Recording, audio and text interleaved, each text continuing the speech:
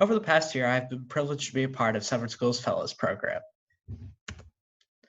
Over the course of the 2019-2020 school year, I used the resources of the Fellows Program and the help of my advisors to create an online financial education course to help high school students better understand personal finance and financial responsibility.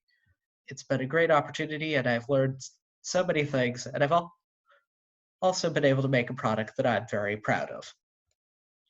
So the reason I decided to choose this topic is that last year when I was sitting in Mr. Meyer's financial algebra class, he explained that some of the topics that he was going over were beyond even Wharton MBA students, which are some of the smartest business people in the country who have 730 GMAT scores, on average 5 years of work experience, and 3.7 college GPAs, and these people were confounded by personal finance problems, despite the fact that they were all very experienced people in high finance, consulting, and other fields that require an MBA to progress in their careers.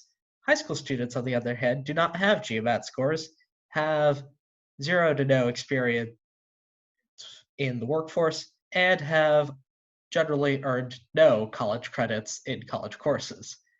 So if the people who should know better and are attending one of the best schools in the country don't, then what chance do high school students stand? So my objective was to create an interactive multimedia course that would help high school students better understand personal finance and financial responsibility. I had 4 big challenges with this. The first, to accurately convey all the information across several sources and to make sure it's both specific enough and broad enough to be applicable to everyone in my intended audience. Next was to make sure that it was engaging, as it would be very easy to become boring with a textbook format or have videos that aren't very engaging at all.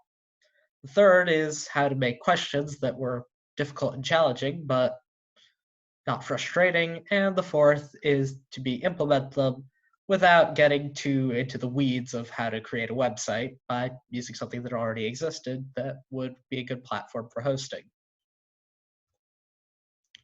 So, as I said, this was a year-long endeavor that started from the first Fellows meeting all the way back in June, where I met with my colleagues in the Fellows program, where we had separate projects, but a common goal of creating something that we thought would better our own development and hopefully the community around us as thoughtful academics and students.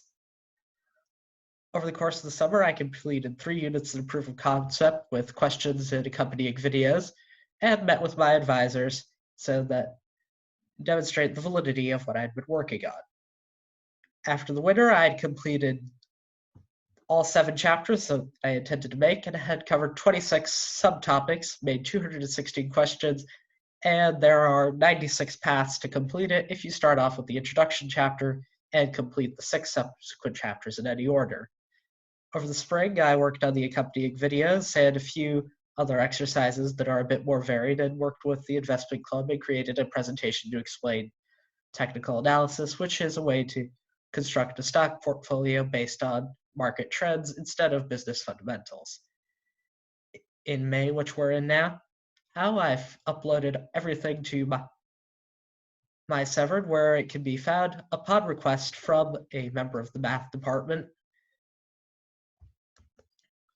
So this project's covered some very diverse topics, from the introduction to risk to stocks, bonds, and debt investments, and taxes and banking. One of the things that I was very interested in were the vignettes that I opened the chapters with to engage students.